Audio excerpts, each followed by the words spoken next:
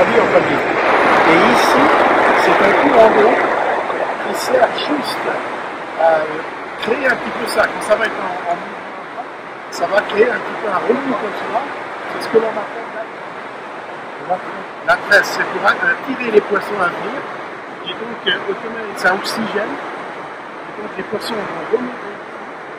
Et ici, c'est un tapis qu'il y a. Ah oui, voilà. On le voit, mais. Et donc, voilà le fonctionnement de la tapis.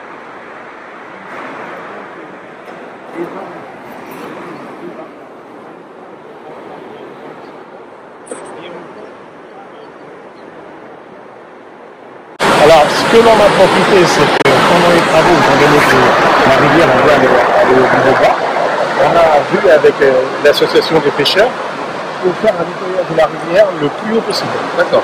On a enlevé plus de 95 arbres dans la rivière. Donc là, maintenant, ils sont en train d'enlever les herbiers. Ouais. Et on va pouvoir remettre en eau, on va dire, normale à partir de la semaine prochaine. D'accord. Alors non, mais après, ce qui va se passer, c'est que c'est l'association des pêcheurs qui va faire des comptages. Qui a fait déjà des comptages dans certains endroits et qui refera des comptages pour voir l'évolution. Ça concerne anguille, truc, saumon. Oui. C'est de faire un état des lieux du tout. Oui, on n'a pas de migrateur, c'est ça. Oui.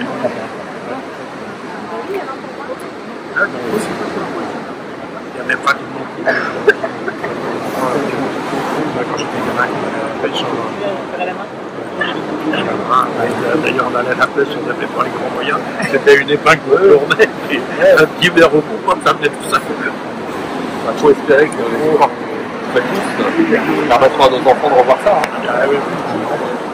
C'est pas inéluctable. On voit bien que ça revient, ça se relève.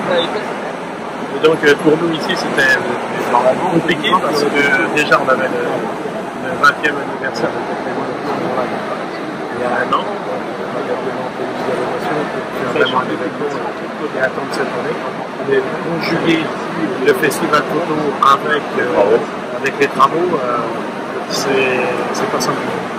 Et en plus de cela, on a eu un été qui a été pourri.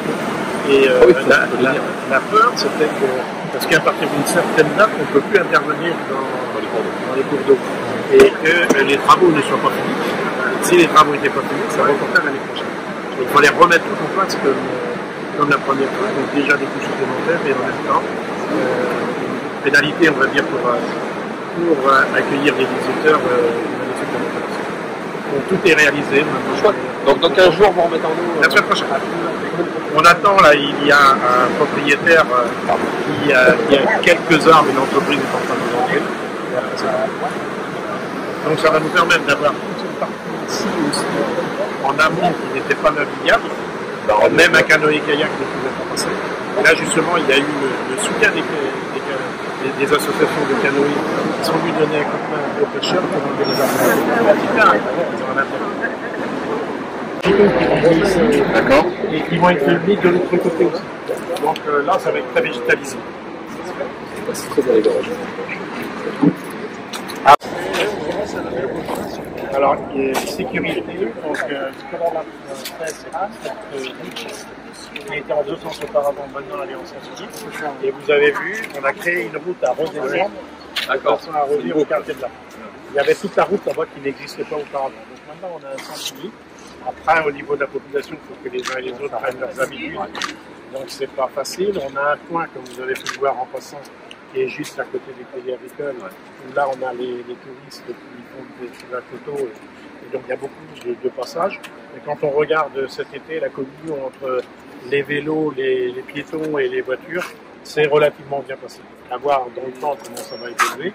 Mais pour une première année, on est satisfait. Donc ça, c'était un objectif qui était important.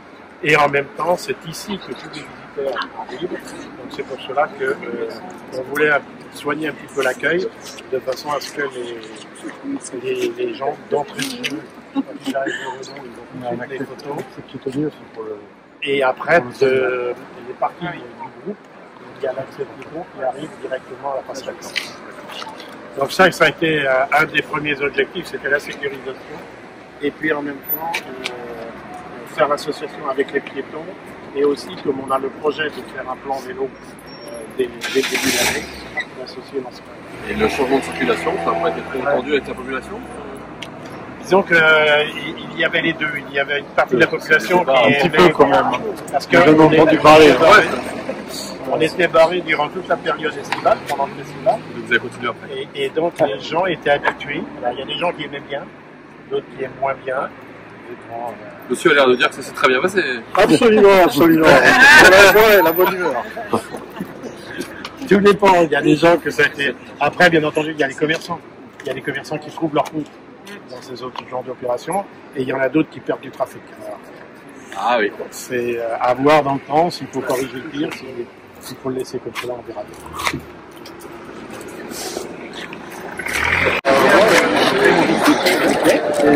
Le végétal, mettre le végétal bien en avant.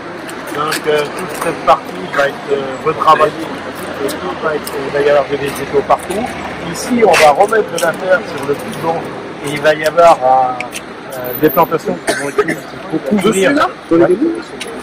Ils vont être ça, quand vous reviendrez, Monsieur le Président, à l'inauguration, mois de mai l'année prochaine, il y aura des végétaux. Et donc, c'était aussi de rendre l'accès du parking vers le centre-ville et vers l'expo photo la plus confortable possible, avec des espaces relativement volumineux, de façon à ce que les gens déambulent tranquillement. Et ici, sur cette partie-là, il y aura des végétaux également qui seront plantés. En tout, par rapport au bout où on a des espaces que l'on a prévus, il y a 180 arbres. Là, je ne sais pas comment mais on a encore notre verrue ici enlevée pour le faire. Et autrement, tous les candélabres qui sont sur le côté et sur le parking seront à déclenchement automatique.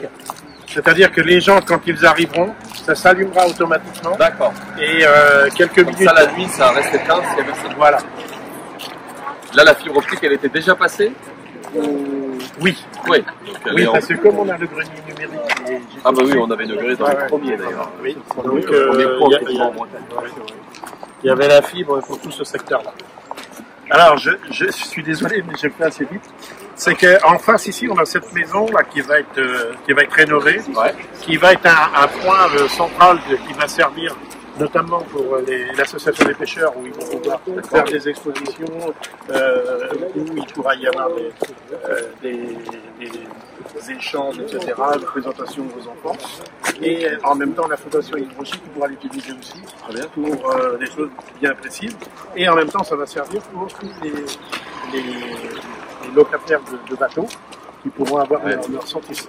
Et là, il est prévu un grand espace devant, une grande terrasse, où les gens pourront s'asseoir, pourront éventuellement pique-niquer. On arrive, ça s'allume et ça s'éteint quelques minutes après. Alors on a un exemple de parking. La volonté a été aussi de... Toute cette partie-ci était un espace qui était bitumé. Donc là on regarde... L'eau repénètre. Voilà, c'est ce qui va se passer parce qu'on a refait toute l'évacuation des eaux pluviales et cela arrive dans des espaces comme cela où là ça va être planté. Là on a le parking des handicapés qui est un peu moins vert, ce qui est normal, mais après tous les parkings seront comme celui-ci avec tout un espace. Et puis ce parking-là va être payant. Ah, d'accord.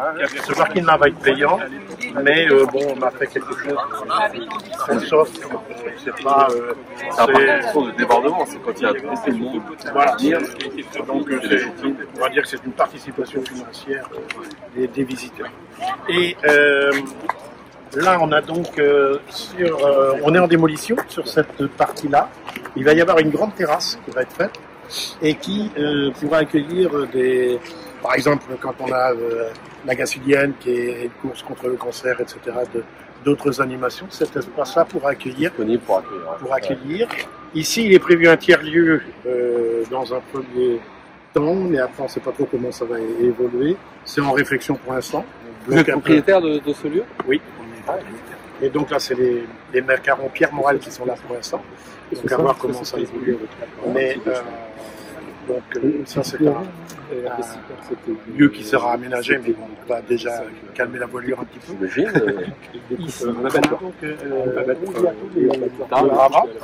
Il va y avoir un parking qui va être fait dans un premier temps, qui sera là pour les riverains et les salariés et des différents commerces du groupe. Et à terme, il est prévu de faire un aménagement avec des logements dessus et des commerces dessus. Ça, ce sera dans un deuxième temps. Donc, les visiteurs ont la possibilité de se garer ici et de passer le long de là. Ou alors, ils pourront passer, on voit le petit citernon juste derrière la voiture, et passer à côté de la voiture où on est là-bas, pour rejoindre directement, on arrive directement où on était tout à l'heure. C'est quand même une problématique pour nous, parce que dans l'immédiat, on est un peu bloqué pour ça, mais on a rencontré les services de l'État qui vont venir prochainement et on va essayer de trouver des solutions. Comme le secrétaire général l'a dit l'autre jour, c'est que il y a la règle et après il y a le terrain qui quelquefois nous dit qu'on peut faire différemment. Mais pour nous c'est important parce que disons que nous, les camping-cars, on les mettait sur la prairie au fond, mais on ne pourra plus mettre là. Ça s'est terminé. Et on a vu au mois de septembre, ça n'a pas été trop débordé. Il y avait des places de parking dans le centre durant tout l'été. Et au mois de septembre, quand on a eu des menaces de pluie, le samedi, les camping-cars étaient en bas, ils ont eu peur, ils ont mis les voitures. Il n'y avait plus de place du tout le lendemain. Parce que toutes les voitures remontaient. C'est à cause des inondations, des risques d'inondation. Mais bon, les inondations de juillet et août, c'était